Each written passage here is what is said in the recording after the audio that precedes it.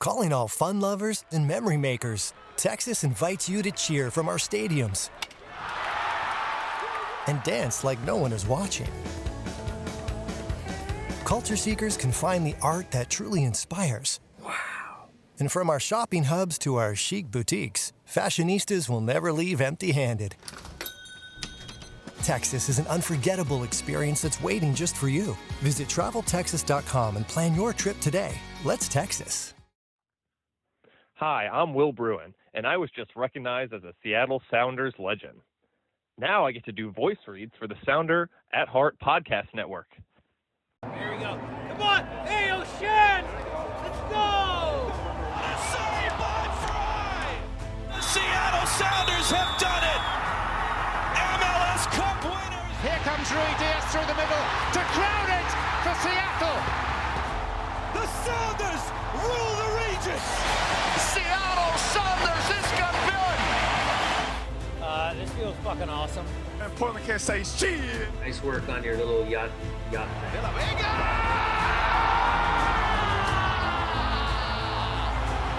Ooch of a gooch! All creatures great and small!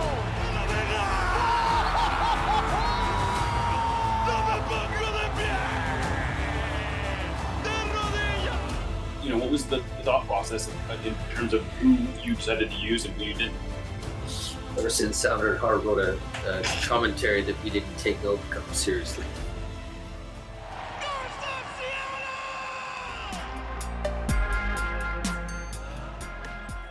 This episode of Nos Arietes is sponsored by Full Pull Wines, a Seattle-based wine retailer and proud sponsor of Nos Arietes since 2011.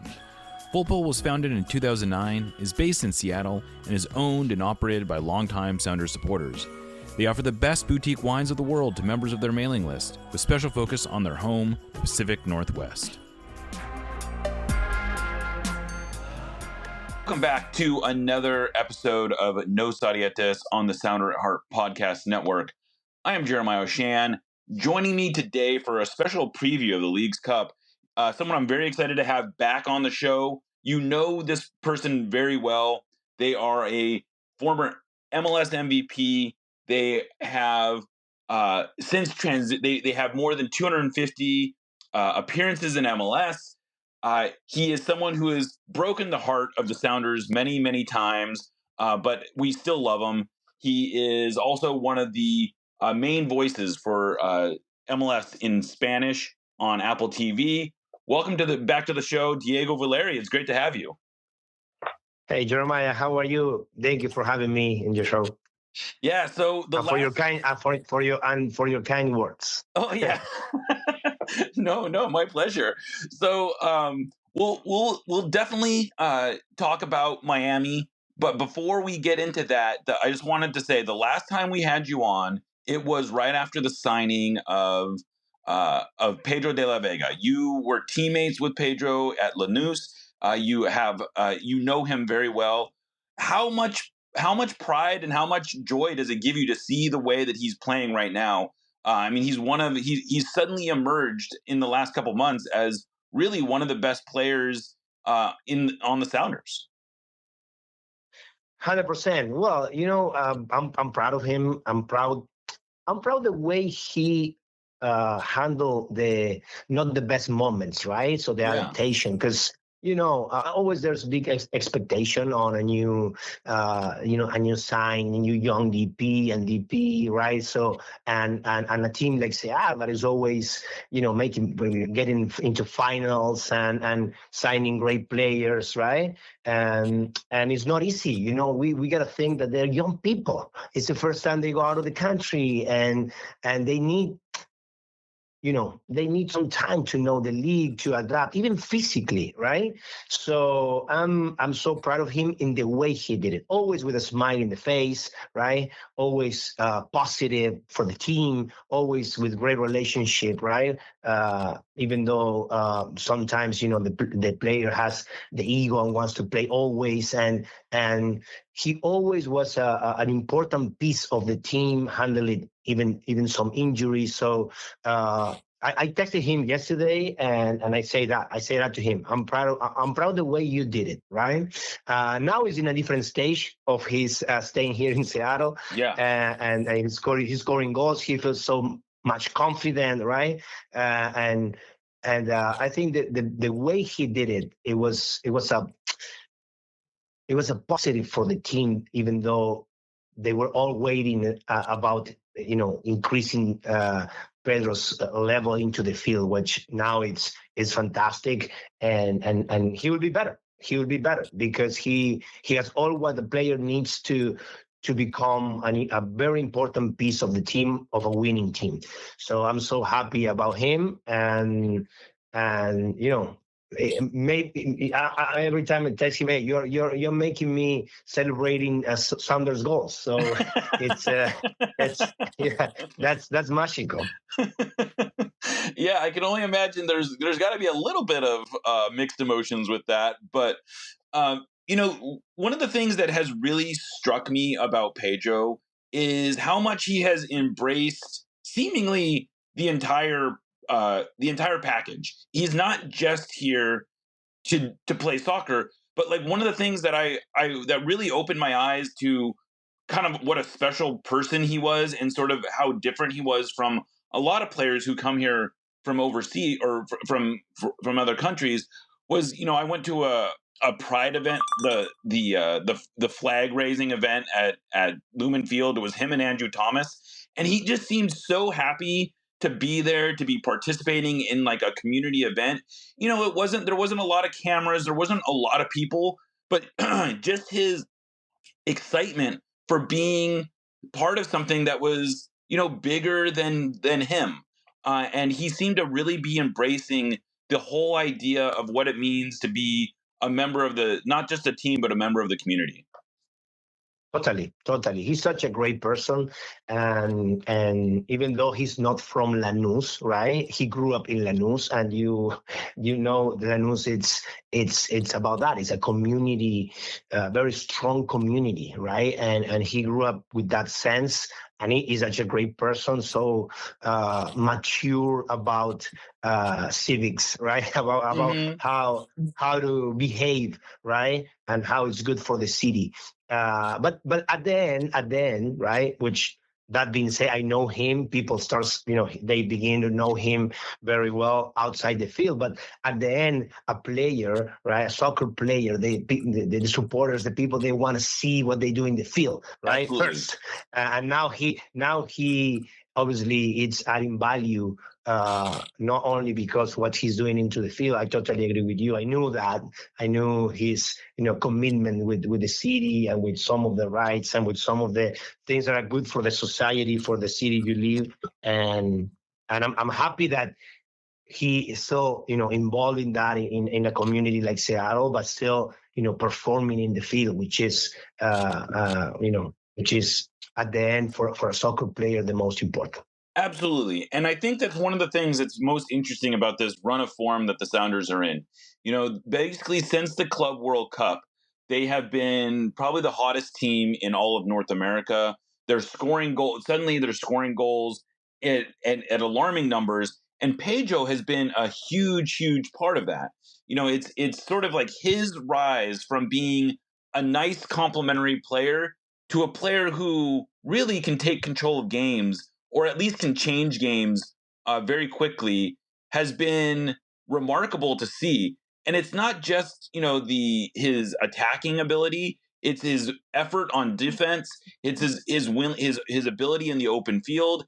He can change games in ways that other players on the Sounders have really not been able to since Nico Ladero was really in his best form.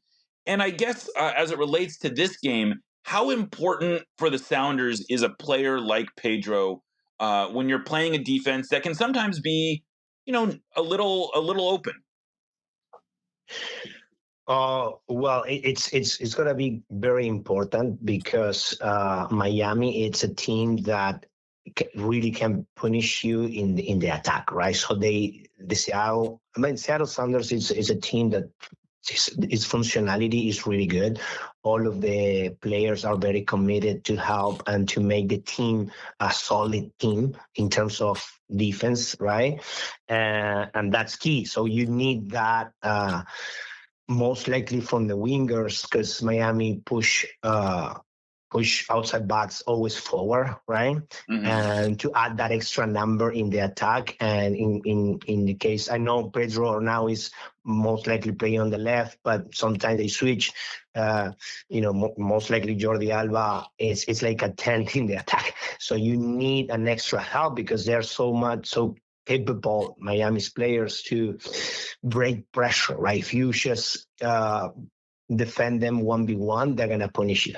They're going to beat you, right? So it's got to be a block. So in those terms, it's really important. And then because of that, right, Miami always gives space in defense, right, in terms of defending. So you got to attack them quickly. You got to overload them all the time, and they suffer. In those terms, Pedro is very important because he will be capable to make, long distance kick-ins, right? He will be capable to connect with the outside back. He will be capable to play inverted on the left and creating chances, combinations, internal combinations, which Miami suffers a lot.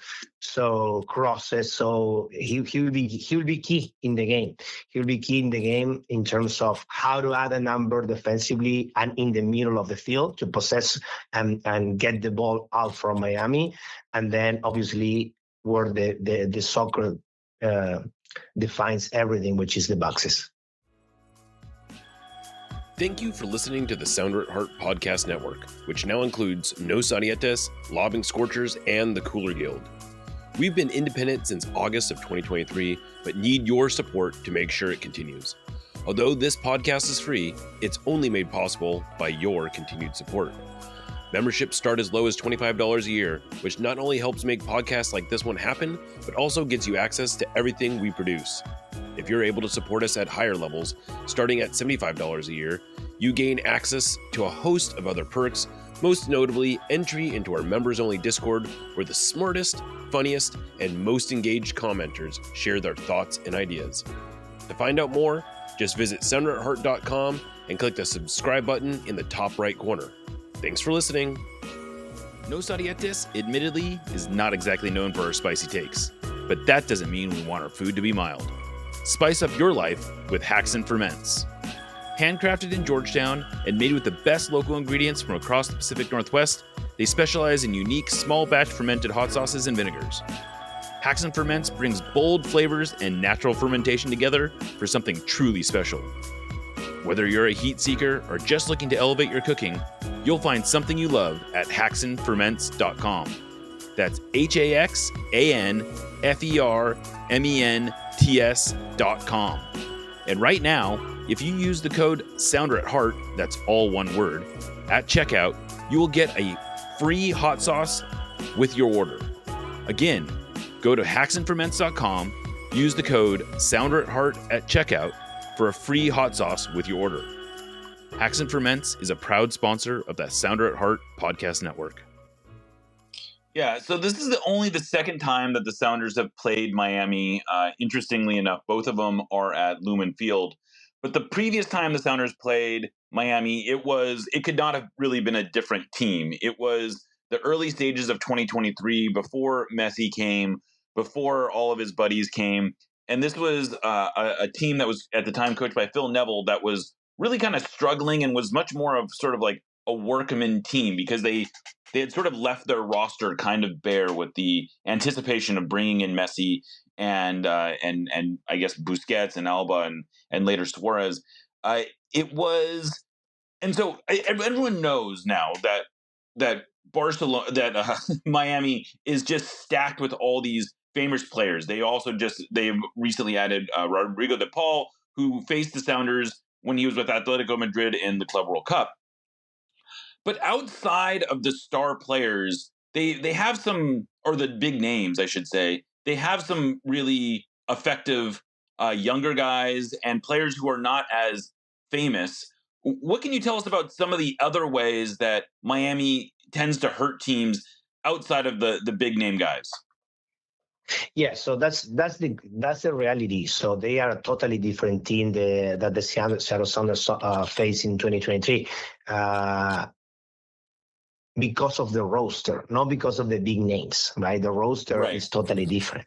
Actually, they have sold some of the young guys like Redondo, like Diego Gomez last year, right? So they are a totally different team. They're more balanced, right?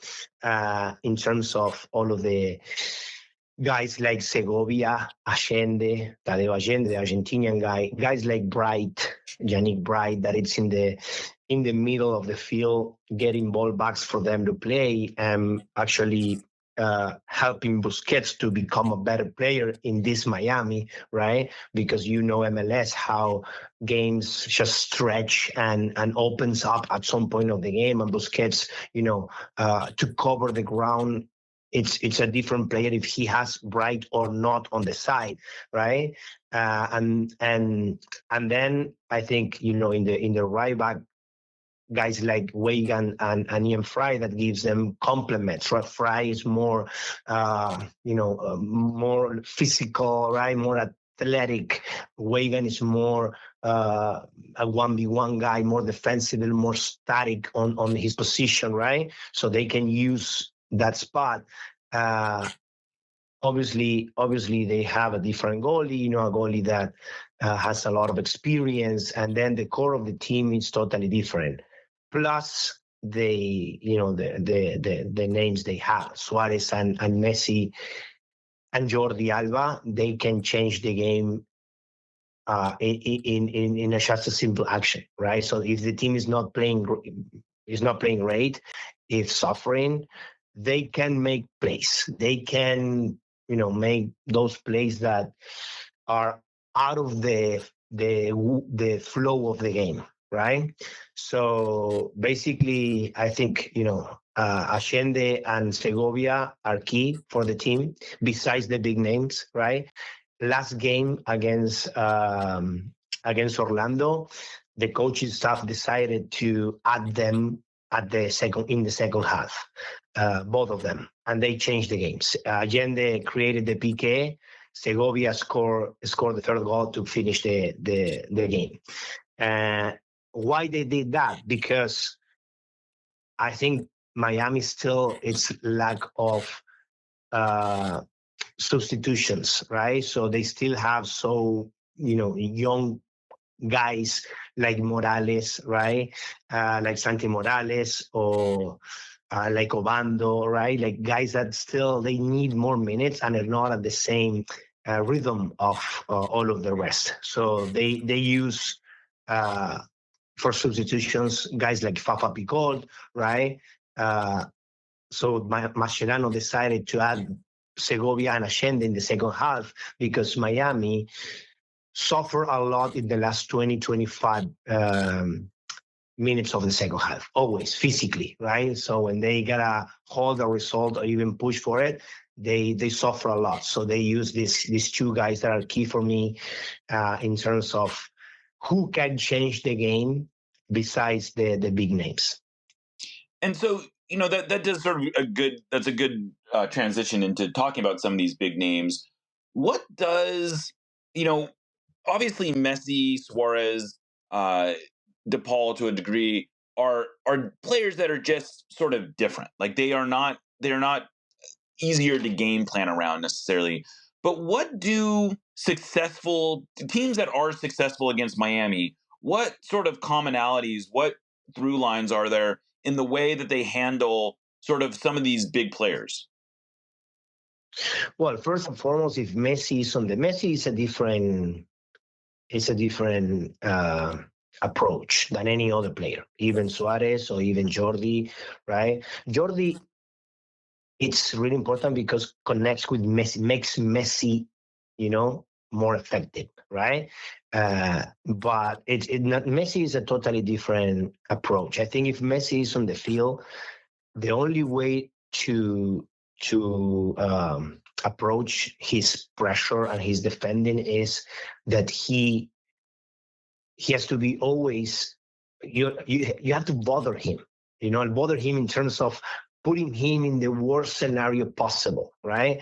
Because if he is capable to attract people, and if you just overload him in terms of numbers, he opens up play for all the teammates, right? So it's as a block in defense, it's how you put him in the worst scenario possible, right?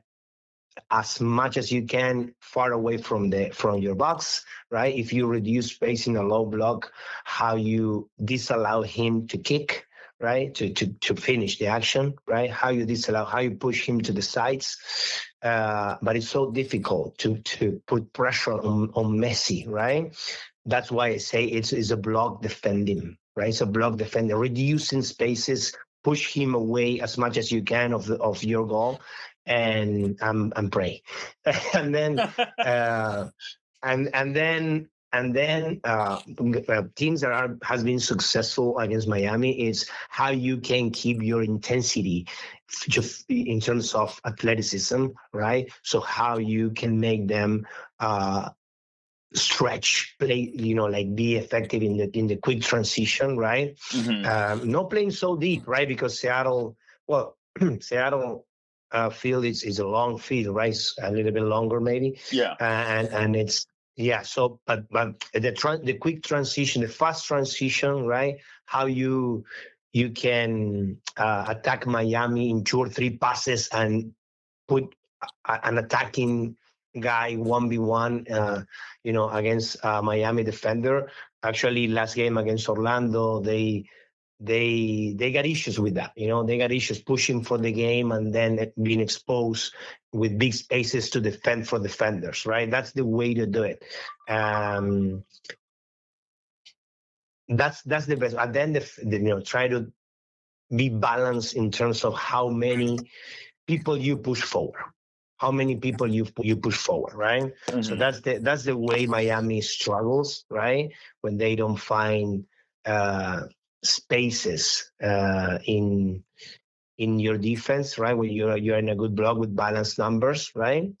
And then you gotta have your best games in terms of winning duels, against their attacking. Absolutely. Well, so should be. It looks like there's going to be about 65,000 people there tomorrow. It is going to be very close to a sellout. You have played in Lumen Field when it is packed like this before. You've visited there. You've experienced this. What does it do to the crowd, or what does it do to players on the field when there's that difference between it being a normal 30,000 or whatever, when it can still be pretty loud and pretty boisterous at Lumen Field? But what's the difference when there is, those third deck, when that third deck is really full? Like, how does that potentially impact the game? Well, it truly impacts the first 20, 15, 20, and the last 10, right? It depends the flow of the game, but what it really impacts in the game, it's in those moments, the first 10, 15, that can change the game. It can change the flow of the game, right? Because the crowd is so energized and it push your team forward, right? And you got to handle that. Every single action, it becomes full of adrenaline, right? So that really affects your heart, right? So and it's difficult. It gives energy to your team, and the rival has to handle it. Obviously, Miami has a lot of experience. Right. They know how to slow the tempo. They know how to, right? So they know how to handle those moments, but it really affects the first 10, 15. You got to really push for a goal there. Still being smart, but it's difficult because the crowd push you for goals, and is very excited. Because everyone is excited in the final for the first whistle blows, and then the first 10 minutes, 15 minutes, it's key. And then the last 10, 15 minutes, it really affects the game, right? So legs are not the same, right? Your brain is not the same, and the crowd is helping you, and obviously it's not the best for the rival if you're, even though you're defending, a result of if you are chasing the game. Absolutely. Yeah. I'm personally, I'm excited. We haven't had a crowd like this since the 2022 Champions League final. I wouldn't necessarily put this quite on the same level of that, but it does feel big. It feels like a really important game. It feels like a cup final should feel like. And hopefully, it's going to set a Leagues Cup record, and hopefully this can also start to reverse the trend here in Seattle, where there was maybe the attention on the Sounders had started to diminish, and this feels like we're gonna have the spotlight back on us, and so that's pretty exciting. Just any sort of thoughts from you before we get out of here? Sure. Well, nothing is the same in soccer, right? You can't compare a final of CONCACAF, right, with this, or a final with MLS Cup, right? So nothing is the same, but all is different, and all is very important because it's today, and you have a final in your home, which is great. I'm jealous. I mean, in Portland, so you always want to have finals in your home. You always want to play finals. It's the way, and it's today. Nothing. It's the same, right? As in the past, but it's today, and that's the most important in soccer. Even guys like Guardiola says that. The only important is the present, is today. That's soccer about, that's how we should live this. Obviously the past is important in terms of your history, your legacy, etc., right? So how you create a winning team, but it's today. And let me tell you this, I broadcasted the game against the Western Conference final last year against LA Galaxy, and Seattle could win that game. It was a tie game. It was a tight game, and now they're in another final, right? So they play against a great team. Crowd's gonna be there, and that's it's fantastic. I think you should enjoy that. Absolutely. Well, Diego, I really appreciate you doing this. Despite your playing career, we still think of you highly.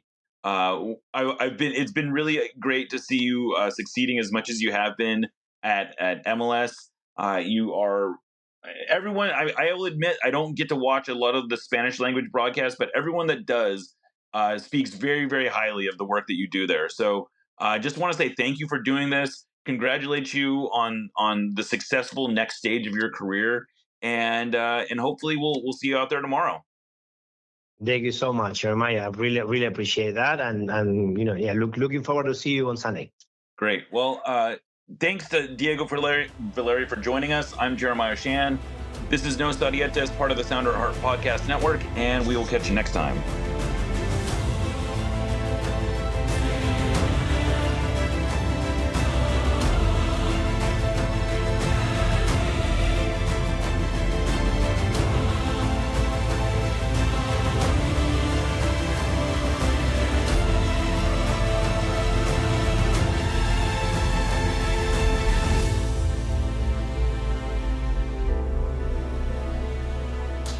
Let's go, Sounders.